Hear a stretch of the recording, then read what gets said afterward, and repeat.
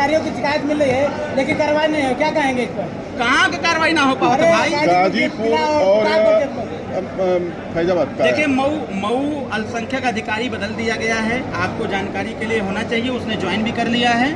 मऊ की शिकायतें आती थी, यहाँ के लोगों के पत्रकार भाइयों के द्वारा बताई जाती थी, उसको यथाशीघ्र हटाया भी गया है, उसके खिलाफ दंडात्मक कार्रवाई भी की गई है, तो वो अलग का विषय है। रही बात गाजीपुर की, तो गाजीपुर में यह समस्याएं आई हैं, हमको भी अवगत कराया गया है। जिस दिन हम गाजीपुर जाएंगे उस दिन उसका भी समाधान करके हम आपको बता देंगे।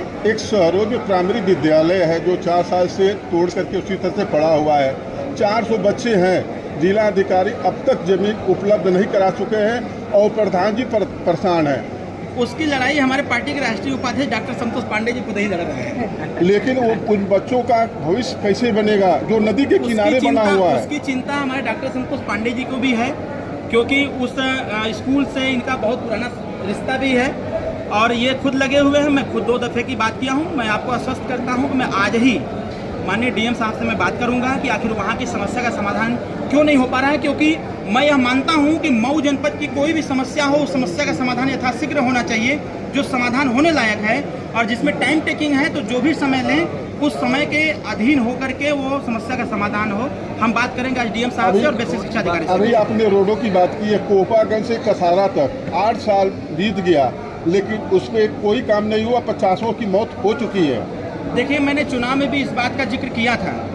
मैं खुद उस सड़क पर घूमता था तो मुझे खुद कष्ट होता था और उसका पैसा वैसा भी आ गया है। किस विवाद में वह रास्ता नहीं बन पा रहा है अभी इसकी जानकारी हमको नहीं है। टेंडर को लेकर के बार बार वहाँ छीना झपटी हो रही है, मारपीट हो जा रहा है, तो वो समस्या सिर्फ उसमें चला गया है। लेकिन हमारा यह है कि यहाँ एक बार हम आ रहे थे, किसी की शादी थी किसी चौहान जी के घर पर, तो हमारे साथ हमारे प्रतिनिधि फागू सिंह जी बैठे थे गाड़ी में।